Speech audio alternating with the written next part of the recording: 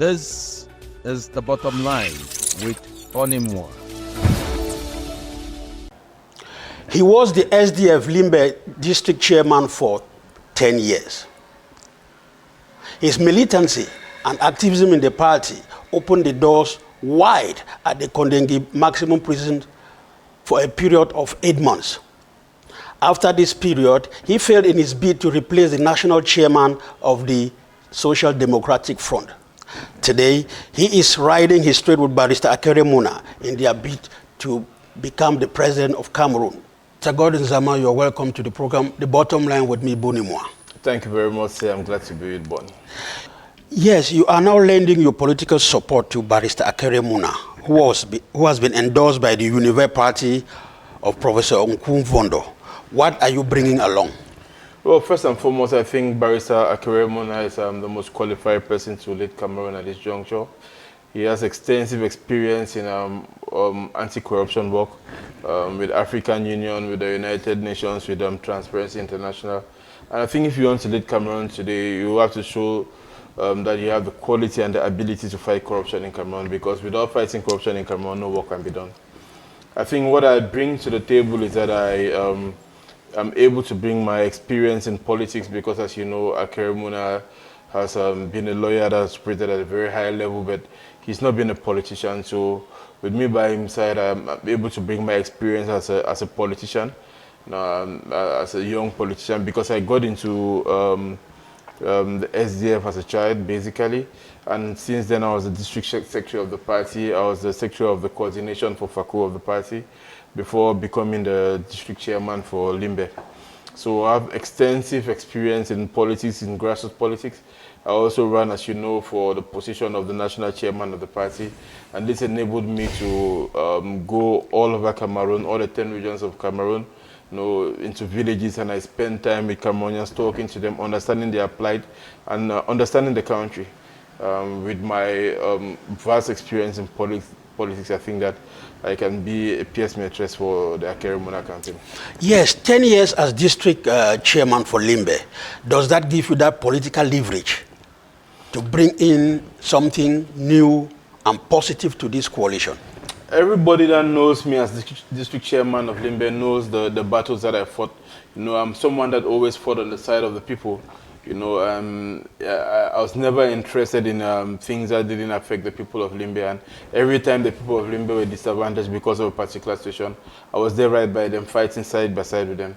When they were breaking people's houses in Limbe, which I considered unjustified, I was there with them, fighting with them, and I think I was even thrown into the cell for this.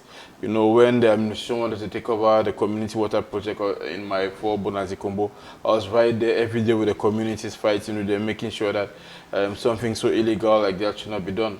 When militants or when people in Limbe lost their loved ones, and there was a situation in Limbe where family lost 3 kids at once, I was there with the national chairman to sympathize with them. So I'm a politician that has always been on the side of the people. And I think that the people of Limbe, they recognize the battles that we fought together. And even today, no longer in active politics, I still get a lot of appreciation from the people of Limbe. And the time that you spend in jail, does that give you that political posture that you are putting on today to actually be on the side of Akere Muna? I think obviously, if you say you're in the opposition in Cameroon and you've never spent a day in the cell, you've never spent a minute in jail, then it's very difficult to say you're battle tested. Because we are fighting against a very oppressive regime. We are fighting against a regime that has no love for those who oppose it. So if you're really someone that has taken up hard battles against the government, you should have spent time in jail, you should have spent time in the cell, and probably you should have spent time in prison. And I think I've done all of this as a leader of the opposition, and I'm ready to do more than that for the Cameroonian people. And the circumstances that led to your being arraigned, people want to know the circumstances, because for the political actors and militants who are out there, they know that what they are doing, they are not safe. So what really happened? This was at the very beginning of the Anglophone crisis. I think I was arrested in January of 2017. So this was at the very beginning of the Anglophone crisis, when there was a general mobilization for Anglophone rights in the regions of the northwest and the southwest of Cameroon. And that's when we were picked up and sent to Yaoundé. I spent 8 months in prison, and I don't regret the time I spent in prison. I know if for any reason I was picked up, it was because I stood on the side of the people, and I think. And you'll be ready to do that again if you did. I'll do it again. I'll do it 100 times over, as long as I know I'm defending the interests of the people. If the Social Democratic Front were to be revived, and the impetus that this party had at the very beginning of its creation, will you be part of that party? No, I think my time in the SDF is done. I think the way the party is today, the party is Joshua Osei's party. And he appreciates the party in the way he sees politics, which is totally different from my own view and my own view and my own appreciation of politics. As I explained to you, I'm much more of a grassroots politician. I operate more when I'm with a common man. Joshua Osei, he has a way he appreciates politics, and he has a way he believes that the party should be run. And kudos to him. I hope that he succeeds. I wish that he succeeds, because we all love the SDF and we all know what the SDF means to the Anglophone Cameroonians. So, and Cameroonians as a whole, not only Anglophone. And Cameroonians as a whole. So I wish him the best. I wish the party succeeds. But I think my time in the SDF is over, because if you look at it, the overwhelming population in Cameroon now is people that were born 35 years or less than 35 years ago. The majority of Cameroonians are 35 years or younger, and most of them were born after the creation of the SDF. Most of them were born after the creation of the SDF. So they have different expectations. They have different desires. They have different aspirations for what they want Cameroon to be. And I think they are looking for a brand new leadership. They are looking for new ideas. And I don't think that the SDF in its current setting can provide solutions for the needs of a wide range of Cameroonians. So going forward in the future, we are looking at how we can build up a coalition to defend the interests of a wide range of Cameroonians. Now, let's look at your chances of winning the country's topmost job. That's the presidency. You're working beside Akeremona. What has he got that the other candidates haven't got? Well, I think, as I said before, he's widely experienced. He has a lot of experience in anti-corruption, which I think is vital for anything to succeed in Cameroon today. We have to stamp out corruption. And Barrister Akeremona has that more than any other Cameroonian. And I think that is one of the key reasons why I'm supporting him. But also, as an Anglophone, I think that it's paramount on a Cameroonian nation to understand that the next president of Cameroon has to be an Anglophone. Has to be somebody that is from the former West Cameroons. Because, you know, we came into this union with our own government, you know, with our own institutions. So we're a proper functioning state. And since we came into this union, this has been dissolved. So I think it's time for the Cameroonian nation to look at it and say, no, these people came into this union with proper institutions, you know, with proper companies, everything functioning. Why don't they give them a chance to show the Cameroonian nation what they can bring to the table? After 60 years of reunification, it's time that an Anglophone should lead. Yes, you'll be hammering on this idea of an Anglophone becoming a president. In the coalition that you're building up, do you sell this image? Do you sell this to the other partners in this coalition? Yes, I think we've been selling it very strongly, and it's not just any Anglophone, because when they say, you know, it's time for an Anglophone president, it's not just any Anglophone. I think we have the most qualified Anglophone to be the president of Cameroon in Barrister Akeremona. I think he has a pedigree, he has the capacity to lead at a very high level, you know, as bar president, you know, as a vice president of Transparency International. You know, he has led institutions at a very high level, and I think that he can bring this to the table. But one thing about Akeremona that many people don't know about, and many people are still to discover, is that he's someone that loves to work with young people. If you go around his team, you see most of the people that he works with, most of those who drive his political agenda are people who are very young. The current presidential candidate from Joal, I don't know his party. His party is MP3, but I don't know the party. Hirami Yodi. FDC, I think. Yes, Front Democratic Cameroon or something. Hirami Yodi, he worked with Akeremona in the last elections, and today he's running for president. So you can see the kind of person that Akeremona is. He likes to encourage young people. He's somebody that likes to help young people to find their place in the world. And he has said it very clearly that he's doing a one-term presidency, and then there's a transitional presidency to set things in place, and then the young Cameroonians now can come and take over their country and build a future that they want for themselves. Now let's look at the list of 13 candidates that have been retained by the electoral governing body, Elecam, and of course waiting for the Constitutional Council and stuff. When you look at the process in validating these 13 candidates, including your candidate Akeremuna, they excluded a front runner, Professor Maurice Kamto. How do you assess the process? Was it a fair one? No, it's very sad what happened to Professor Maurice Kamto, and I think most political observers in Cameroon have expected that, because we watched the days leading up to the publication of the list, the machinations by Minat to remove... That's the Ministry of Territorial Administration. Exactly. To remove the name of Anise Dekane as president of Manidem. So most people who are keen political observers knew that something like this was going to happen. But it's a disturbing situation, and it's very bad image for Cameroon. Do you think that the Constitutional Council might change this? No, I have no belief that the Constitutional Council is going to change. It's knowing very well the kind of people we work with. I don't think that they are going to change this. But if the change is going to be fine, because I think everybody who thinks that he can make Cameroon a better place should be given the opportunity if he or she fulfills the condition. And I think that Professor Maurice come to clearly fulfill the conditions, and he should be on the list. We shall take a pause before we continue with our second segment of this very important interview. Stay tuned. Goshenland City, a cozy way of living at home away from home. A majestic twin tower situated at Limbola, opposite the entrance to Mile 6 Beach Limbe. Beautifully couched between Mount Cameroon and the Atlantic Ocean. We offer various packages: business class lodges with 2 bedrooms, executive apartments with 3 bedrooms, royal attic suites with 2 bedrooms. All provided with luxurious sitting rooms, Porsche bedrooms, well-equipped functional kitchens, exquisite toilets, and sea view verandas, giving you an idea of Equatorial Guinea by night. A standby generator ensuring constant electricity supply, full autonomy and clean running water, Wi-Fi, TV packages, secure parkings, plus laundry, shuttle, and car rental services available. We are ideally suited for couple, family, or group stays. Whether visiting or holidaying in the tourist city of Limbe, Goshenland City is your best bet. Discover Goshenland City for its exquisite beauty, and you'll come back for its impeccable services.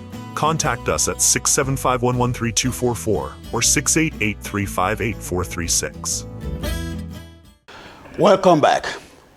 The social media is influencing political discourse and activities in the country today. Do you think that the approach taken by the SDF in the 90s can be of relevance today in this present political dispensation with the social media? Well, I think the people who are most active in politics today in Cameroon are still people that were born before 1990. Those are the people who are still the most active in politics today.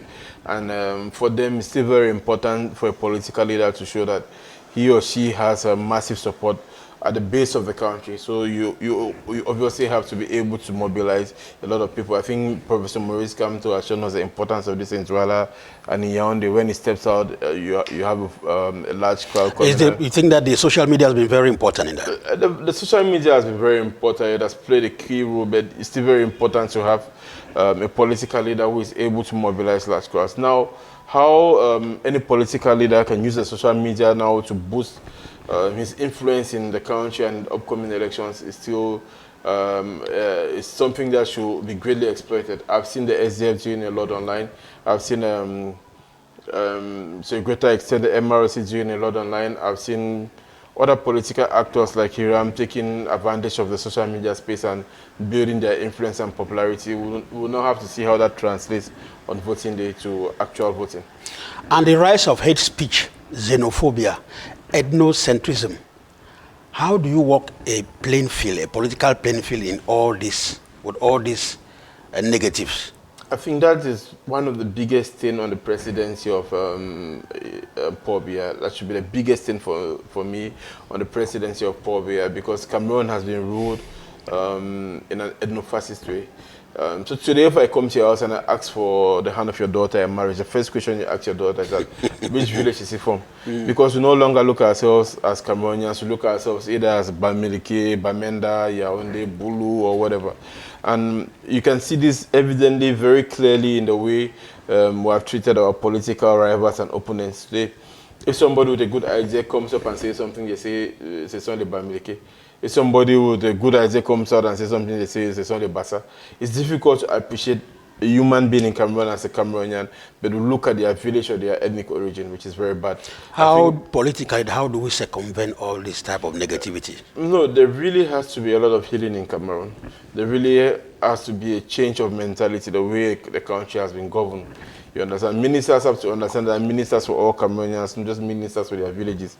The way Cameroon has been governed over the past 40 years has limited people to their areas of origin. And I think this served the country for a short time, but today we can see it's a Pandora's box that has been opened, and to get all the demons back into the box is going to be very difficult. Yes, there's this recent outing of the Minister of Interior, practically warning political actors and stakeholders like you that honestly there's no room for any let's say insurrection, and for political rallies, for any political activities. I mean, he wants to take control of everything. How do you assess that? The most important thing is that there should be fairness. And when, as Honorable Weber said, when injustice becomes law, you know, then it's a duty of every Cameroonian to be able to speak out or to engage in activism. Well, the nature of the activism will depend on the injustice that is in place. So I think every action will get a reaction. It's left on the government now to look at themselves first and make sure that they don't carry out actions that will push people to a reaction. I think the case of Professor Maurice Kamto is a blatant example of something that can put people into extremism. The government has the prime responsibility to hold the Cameroonian nation together, and their actions to show what they say with their words. When you look at the pitfalls that we just enlisted a few minutes ago, there are some people who say that there is no need for us to go for any elections because we need a thorough overhaul of the electoral system, even the constitution. But you people have decided to go in for this election when we think that, or we know that the results are known in advance. Why take that risky approach? I'm a student of the SDF politics, and I think that the SDF tried to boycott before, and we saw the repercussions of what boycott did to the party. And I think even today, the situation that the MRS is finding itself in is because the MRS stayed away from the last municipal and parliamentary election. So I'm not one of those who will say stay out of the political process. No matter how dirty the political process is, I believe that we should get engaged in the political process and see how we can play it to our favor. Because if you stay out of it, the government looks for somebody that is not even in opposition, paints the guy with the opposition color and says that no, this is the opposition.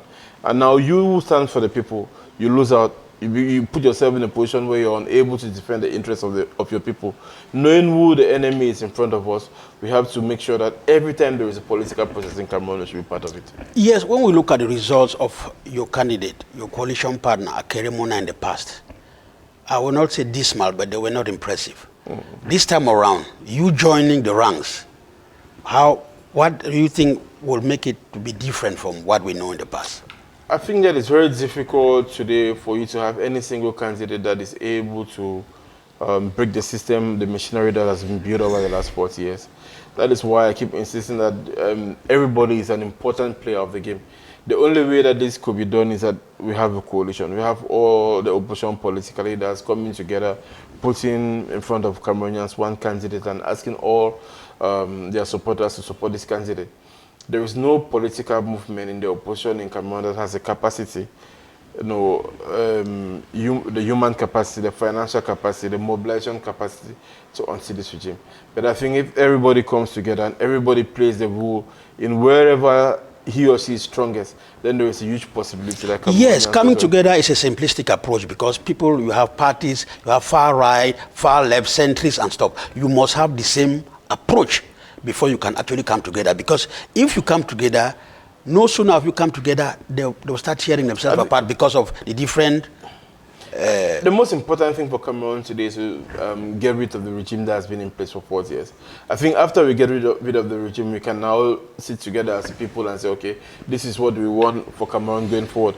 But I think that we have to put away all of our differences, whether we're far right, whether we're far left, whether we're centrist. We have to put away all of that now and look for one person that we can coalesce behind and then send out this regime. Then the Cameroonian people can now come and sit on the round table and say, this is the way forward for our country. Let's look at two scenarios now. Your candidate, Akeremuna, wins the elections. What role are you going to play in the new dispensation if he wins? Well, I think before being a politician, I think I'm a businessman, so I like to stay out and continue to run my businesses. I think for me that is most important. But the interest, my overwhelming interest is to see that we have a new nation, that a new nation is possible, that the young people, the millions of young Cameroonians who have gone to school, gone to university, can find a job, that the millions of young Cameroonians who are outside, most of them, without papers, without a means of livelihood, can come back to the country, vibrate a country that is strong economically and come back into the country and do something for their people. That the mother that gets up in the morning and is unable to go and buy medicine for the daughter can be able to have finances to provide health care for the daughter. Those are the things that interest me. It must not be me. I must not play. And if he loses, which we don't wish, if he loses, you continue doing your business. No, I think if he loses, then I still have an obligation to the people. If he loses and if the opposition is unable to take over power now, it's now for us, the younger generation of political leaders, to step up and fill this gap and see what we can do, how we can mount up a challenge to make sure that we can build a Cameroon that is a Cameroon for everybody. And what do you say about some political actors who are saying that without Maurice Kamto, there should be no elections? No Maurice Kamto, no elections. What do you say about that? No single opposition political candidate is bigger than the nation of Cameroon.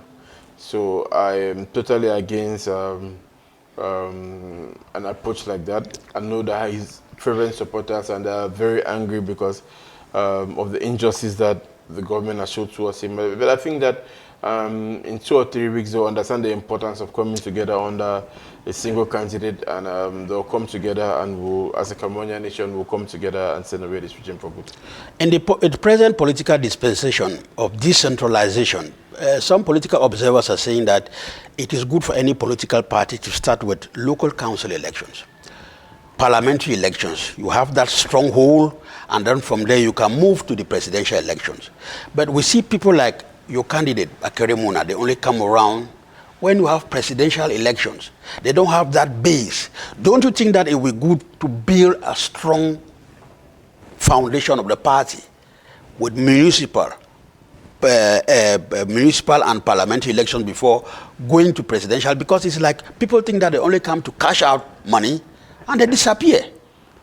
It does not all go away for our democracy. I think this is one of the reasons why I support Akeremuna, because he's not your typical politician. Because I don't want to replace the CPDM with another monster like the CPDM. I don't want another political party to come into power today and say, no, the CPDM must rule the country for 40 years and this will attempt to rule the country for another 40 years. Akeremuna is coming from the civil society. And he said he has a transitional mandate of 5 years. So he's not coming with any baggage. He's not coming with politicians behind him that he has to do favors. So I'm not asking for a favor. And there are no large established political networks behind him coming and say, no, I have to be the minister of this, I have to be the minister of this, I have to be the director here, I have to be the head of the gendarmerie. No, he comes with little baggage. And because of this, he's uniquely placed to be able to bring about change in Cameroon in the 5 years that he's going to be president of the country. Because he doesn't come with the president mandate is 7 years. Yes, but immediately we win the elections and take over the country, we're going to put in place a transitional mandate of 5 years that he's going to run. And when he runs the country for 5 years, he's going to call for elections, and then people now can form political parties, build political movements, and the country can start from afresh.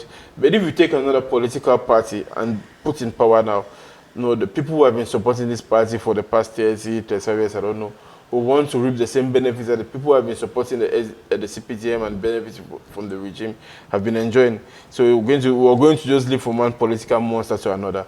It's very important that Cameroon has a transitional period where a lot of things can be put in place, and then there can be peace and reconciliation. We can have a national dialogue, all of that, and then the country can move forward. Youthfulness is a very important attribute that most voters are seeking. Your candidate definitely does not has failed that past mark, because they are looking for young people like the Traorés of Burkina Faso to push forth development. They will be on the field, following up everything. But if you look at your candidate, he's failed that test. Yes, I would like to have a younger person as president of the republic. I'm not different from most other Cameroonians. I would like to say a young president. But I haven't just looked at the issue of the age, you understand? And I believe that Cameroon now, we are going through a transitional period. I think that after being under the President of the Republic, who is 90-something years old today, for the past 40 years, most Cameroonians want a younger person with newer ideas and all of that. I would like to have that, but I understand that for the time being, Cameroon is a transitional period. Cameroon is a transitional period after having the same regime for 40 years. That is why I think that it's better that during this transitional period, we have somebody who is more experienced, somebody who comes with a little less baggage, somebody who is willing to engage and work with very young people to turn around the country, put the country on the right track. Leave it now for the young Cameroonians to come and take over responsibility and push the country forward. So I'm willing to give up my quest for a young candidate for all of what Akere brings to the table. We know that you are not only a political actor, you are also a businessman, and more importantly, a promoter of a football club, the Limbe Lions Football Academy. Tell us the vision behind this academy. I think this is first and foremost a social initiative for me. It's my way of giving back to my community. The neighborhood where I live is called Limbe, and growing up I saw a lot of young kids, excellent footballers, play football, but nobody to support them, and no person to make them to achieve their dreams. So there was this gap between talent and support. So what I'm trying to do now is I'm trying to support the younger ones who are coming up to be able to play football at the highest level possible. And we have partnered with partners abroad, and this has enabled us to be able to, after a period of incubation, to send the boys to Europe to foster their careers. Currently we have 12 players in Europe. After 4 years, I think that's a remarkable feat for any club in Cameroon. There's You talk of 4 years since the inception of this academy. So there's no club in Cameroon that has matched that. I think even the more established clubs in Cameroon will struggle to send 12 players to Europe. It is like this academy was formed just to sell players, because we want to see your players in the national team. Yes, so it's a process. Players in the national team are typically 24, 25, 26 years old. The players that we're taking are 14, 15 years old. So they have to go through a cycle of first of what's developing, the incubation stage in Europe, which will be from 18 to 21, 22 years old. Then they find themselves in more established clubs in Europe in between 22 and 24 years. So that's when you start seeing them in the national team. So it's a project we're working on, and I think the full fruits of the project will be seen in the next 10 years. Recently, I know you sold some players abroad, but we want to get an example of a kid that was taken from maybe a humble background. He climbed through the stairs of the academy, and he's somewhere today that we can see. Can you give an example? Yes, I think the most remarkable example I'll give now is Kanga Daniel. His father played for the national team, but both of his parents passed away when he was just a baby. The boy has been on me for the past 4 years, since from the inception of the academy. Today he's playing in Novi Pazar, the first league in Serbia. So that is somebody that had the immense potential to play football, but he lost everything when he lost his parents, and we're very happy that we're giving the boy a chance. And I think that it's a boy that it's a name that you should remember, because I'm quite sure one day he'll play for the national team. So he's out, you say he's out there? He's out there, he's in the first division in Serbia now, and I think that it's a boy that I think will definitely one day play for the national team. How is business and politics connected in your domain? Do you think that in Cameroon somebody can be politically neutral as a businessman and succeeds in business? if you're politically neutral, I think it's better. You have better chances of succeeding. If you're in the opposition, like me, then you have more obstacles, you have more difficulties, and I think that most people in Limbe know some of the struggles that I had as an opposition politician and as a businessman. But I'm somebody that has a very strong conviction in my beliefs, and I believe that I have to defend my beliefs to the very last end. So I'm not going to compromise the things that I believe in because I'm looking to get favors from the government. No. I believe that every Cameroonian, despite your political opinions and your political beliefs, should have the ability to express yourselves and express yourselves, your talents, and bring your own contribution to society, no matter what you believe in. And this is what I'm pushing, and I'm using myself as a clear example of somebody that has alternative beliefs to the current regime of the country, but I'm pushing ahead no matter the difficulties to make sure that I can put food on the table for my family, and I can also help those who depend on me. Do you feel betrayed by the Social Democratic Front because you didn't attain the topmost job after the demise of Furundi? And if you were asked to rewrite your political journey, what would you do differently? No, definitely I don't feel betrayed by the SDF. I think that some of the nicest people I've met in my life are in the SDF. I have some great relationships in the SDF that I still keep to this day. And my political education was in the SDF, so I learned a lot from the party. I got the opportunity to meet some great and important politicians in Cameroon. So I have no regrets. I think that I probably am disappointed in a couple of people because sometimes the elections in the party were even worse than what Electoral is doing. And probably I'm disappointed in some people who organize certain elections. But though, in the SDF as a whole, I think that I'm blessed to have been part of this movement. I'm blessed to have met a lot of people, and it's just a great experience. If I was to write everything all over again, there's nothing that I'm going to change about my experience. Probably I'd have loved to win the elections as the national chairman of the party, because I know what my leadership would have brought to this country. I know what my leadership would have meant for millions of young Cameroonians who are looking for a better Cameroon, for a better nation. I know how steadfast I am in my beliefs and how I'm willing to fight and die for the things that I believe in.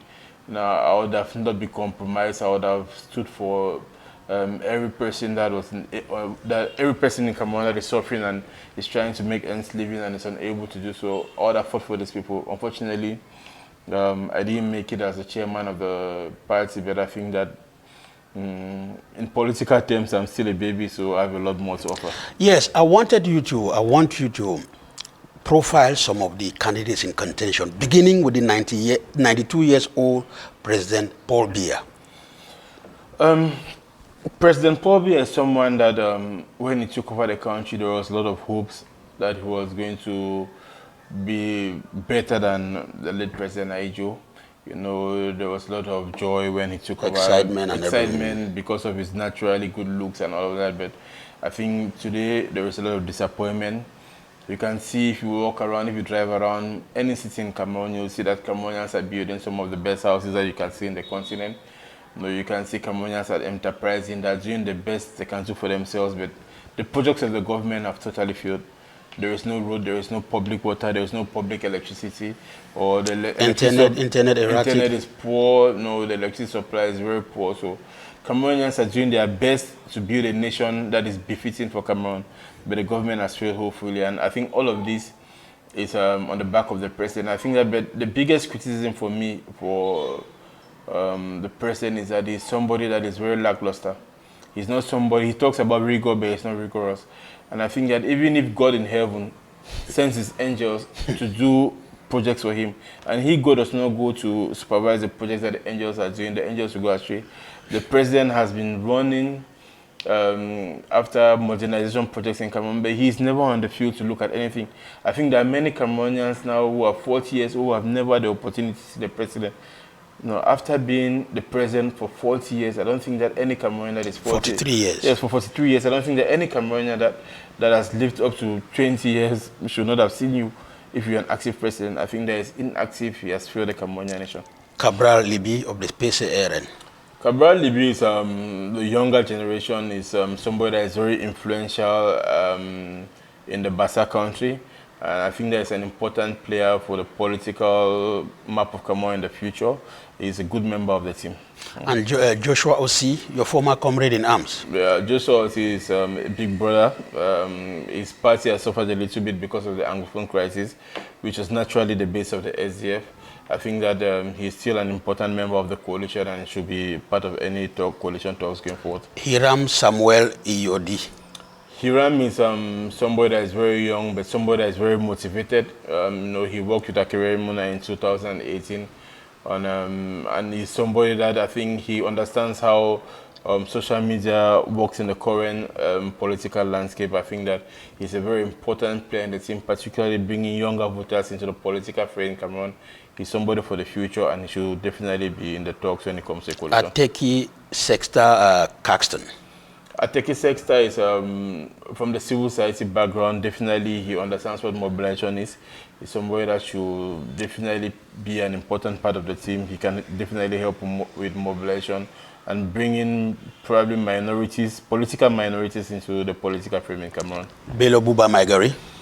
Vastly experienced, first Prime Minister of President Paul Biya, somebody that most of us looked at as part of the government today is in the opposition.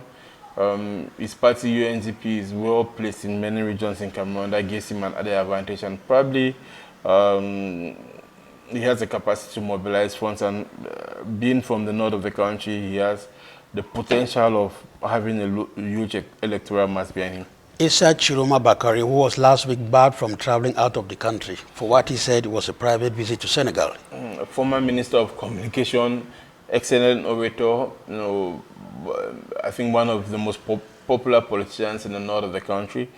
Somebody that's an important player, somebody that can obviously push for change in Cameroon. Yes, it is like Issa Chiroma is taking a pill of his own medicine, because he, at the beginning of the Anglophone crisis, he said there was no Anglophone problem. He supported the government in every aspect, but today he's testing his own medicine.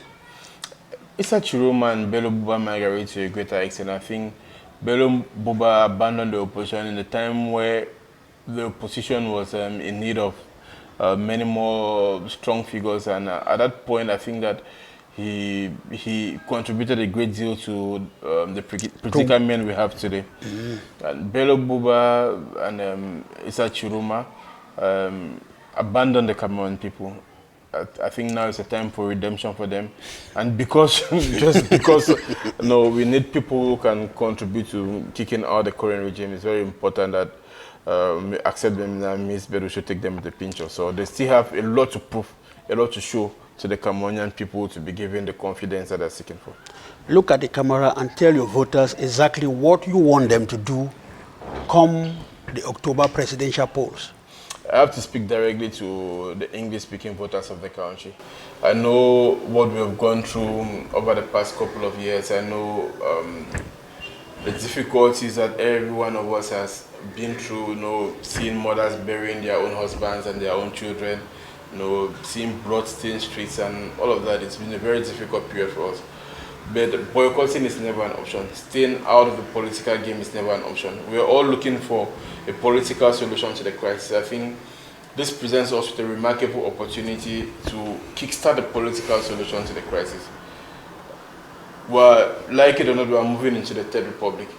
And it's very important for Anglophones to play a role in the transition of Cameroon into the Third Republic. We have to come together and build a voice. We have to build a voice and make our points heard. I'm of the opinion that the next president of Cameroon should be an English-speaking Cameroonian. And I'm sure most of you are of the opinion that the next president of Cameroon should be from the English-speaking regions. But we have to have a voice. We have to come together and speak as one people. And if we don't speak as one people, there's no possibility of what's impacting change. So don't stay in your houses, be part of the process, get around the leader that you believe in and that you trust, and let us have one voice, and then we can bring about change in our country. Thank you very much.